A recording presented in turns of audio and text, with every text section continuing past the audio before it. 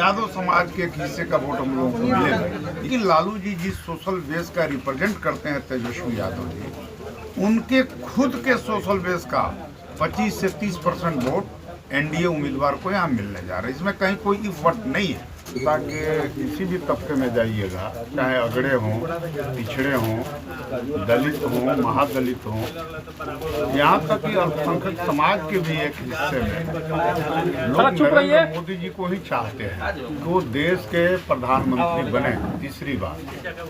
और उस लिहाज से आप देखेंगे तो बिहार में जो लोकसभा की 40 सीटें हैं, पिछले बार 39 सीटें एनडीए यहाँ से जीती थी, लेकिन इस बार जो माहौल जो दिख रहा है इसमें 40 में 40 सीटें हैं। एक तो जो इंडिया गठबंधन है, जो अपोजिशन है, तो बिखरा हुआ अपोजिशन है, उसमें कहीं कोई दम नहीं है। और देखिए जो अलायंस इंडिया गठबंधन में होना चाहिए वो नहीं है। अंत तक लोगों ने अपने उम्मीदवार की घोषणा की, तो उसमें उत्साह ही नहीं है विपक्ष में। और एनडीए गठबंधन में जबरदस्त उत्साह है।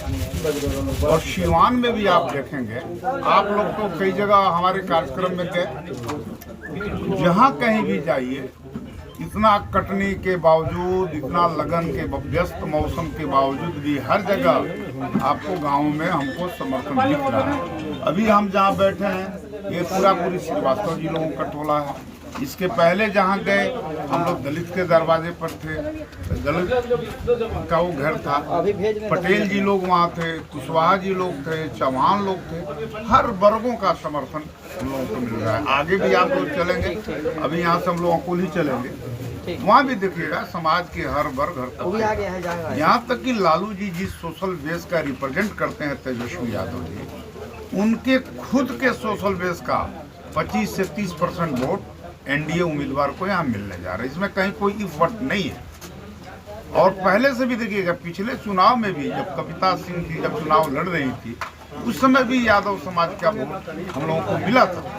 और इस बार भी यादव समाज के एक हिस्से का वोट हम लोगों को मिलेगा। इसीलिए हम ही लोग समाज के हर वर्गों में, हर तबकों में समर्थन पा रहे हैं। सभी लोग ये वादा कर रहे हैं कि हर जाति धर्म का वोट मेरे साथ है। आप भी यही वादा कर रहे हैं?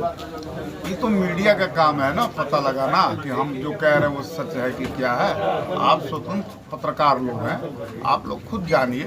लेकिन इतना सच है, ये मेरी कोई दवा नहीं है, ये रियल सच्चाई है कि एनडीए के पक्ष में हवा चल रही है। बिहार और देश का विकास क्या लगता है मोदी है तो मुमकिन है? देखिए ऐसा है, मोदी जी हैं 10 वर्ष से। आपने देखा कि हमारी देश की अर्थव्यवस्था मजबूत हुई, हमारे देश की जो सैन्य ताकत है वो मजबूत हुआ। आज कोई भी ताकतवर देश भी भारत को धमकाने की कोशिश नहीं कर रहा है, बल्कि मोदी जी ने पूरे अंतर्राष्ट्रीय पैमाने पर ख्याति प्राप्त की है। और अंतर्राष्ट्रीय स्तर पर इतना चर्चित प्रधानमंत्री विश्व पटल पर आज तक हिंदुस्तान का कोई भी व्यक्ति नहीं हुआ। ये सारे तथ्य इस बात के प्रमाण हैं कि हमारा देश, चाहे इकोनॉमी का मामला हो, पॉलिटिकल मामला हो, सैन्य तंत्र का मामला हो, हर जगह हम मजबूत दिखाई दे रहे हैं। और ग्रामीण इलाकों के लिए माननीय मोदी जी ने जो किया, आज तक कोई प्रधानमंत्री नहीं किया।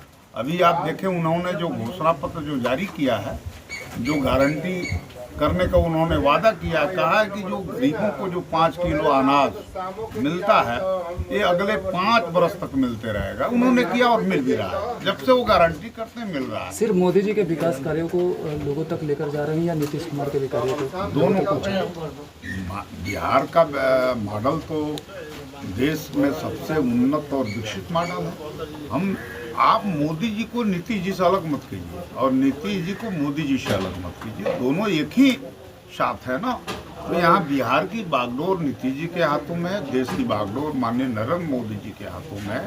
तो यहाँ जब से नीतीश जी एनडीए के पार्ट बने हैं, एनडीए और मजबूत हुआ है और ताकतवर हुआ है, उसके वोट बैंक में और बढ़ोतरी हुई है। ये काम नीतीश जी के आने के बाद तो इंडिया गठबंधन के बारे में जो परसेप्शन बना था वो बिल्कुल खत्म हो गया।